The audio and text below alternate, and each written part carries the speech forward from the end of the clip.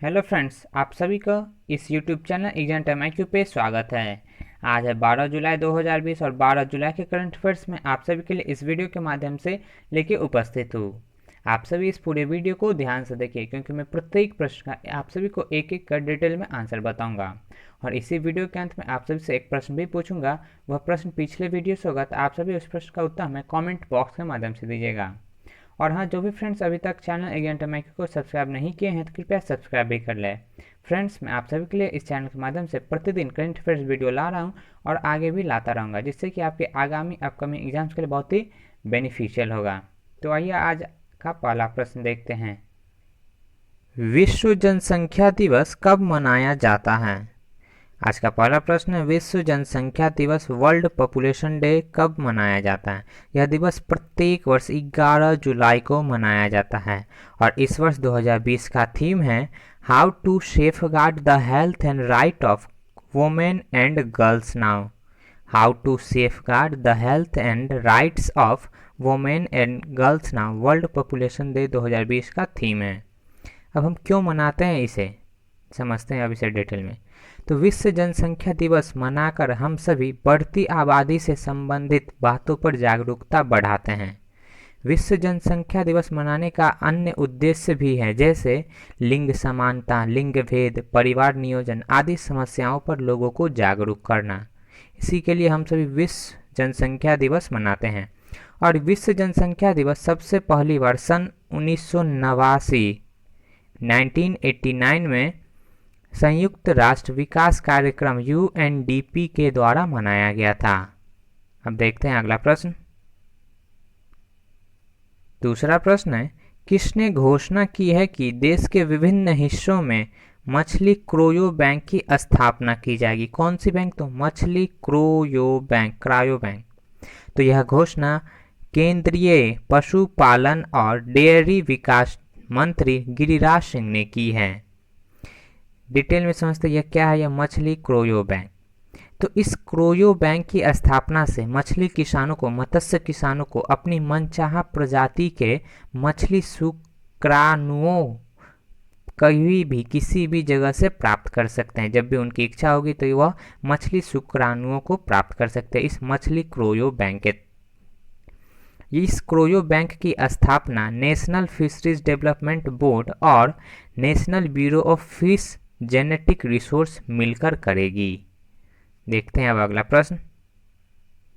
तीसरा प्रश्न है, कोविड-19 मरीजों के इलाज के लिए इटोलीजुमाब वैक्सीन की मंजूरी किसने दी है?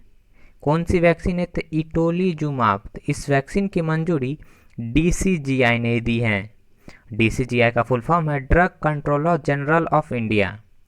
इस वैक्सीन का उपयोग मध्यम से गंभीर तीव्र श्वसन संकट सिंड्रोम के मरीजों के लिए आपात स्थिति में किया जाएगा। कौन सा वैक्सीन है? तो इटोलीजुमाब, और इसकी ये मंजूरी दी है DCGI ने। अब देखते हैं अगला प्रश्न। चौथा प्रश्न है, अब किस राज्य में भारत की पहली ई लोक अदालत का आयोजन किया गया है? भारत की पहली ई लोक अदालत का आयोजन छत्तीसगढ़ में किया गया है। इस ई लोक अदालत का उद्घाटन छत्तीसगढ़ हाईकोर्ट के चीफ जस्टिस रामचंद्र मेनन ने किया। इस ई लोक अदालत के जरिए एक दिन में 2270 मामलों का निपटारा हुआ। कितने? तो 2270 मामलों का। और किसने उद्घाटन किया? तो छत्तीसगढ़ हाईकोर्ट के चीफ जस्टिस रामचंद्र मेनन ने।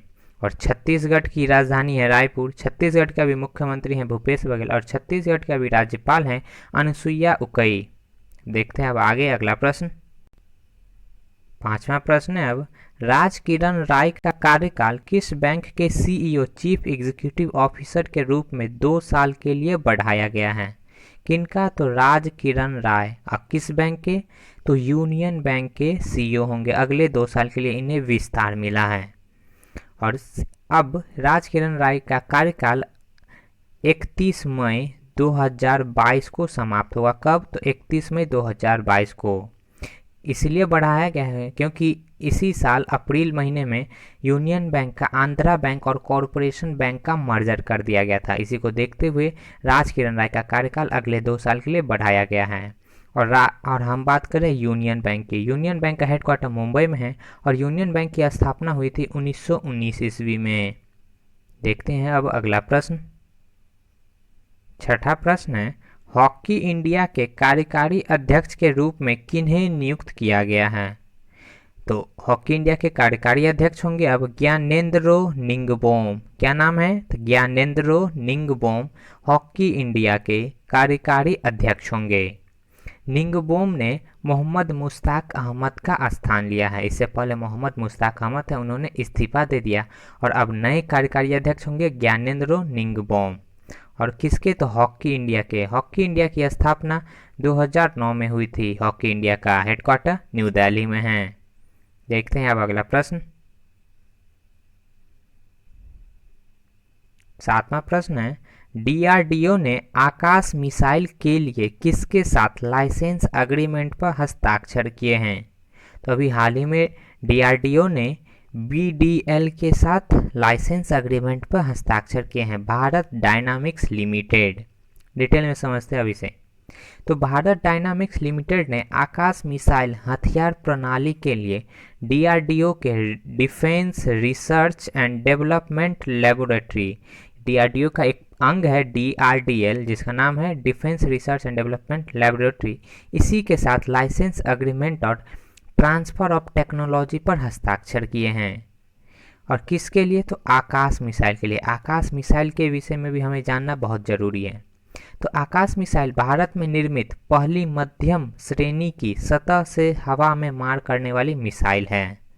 और किसने किया समझौता? तो डीआरडीओ ने। और डीआरडीओ का फुल फॉर्म है defence research development organisation. DRDO की स्थापना 1958 में हुई थी।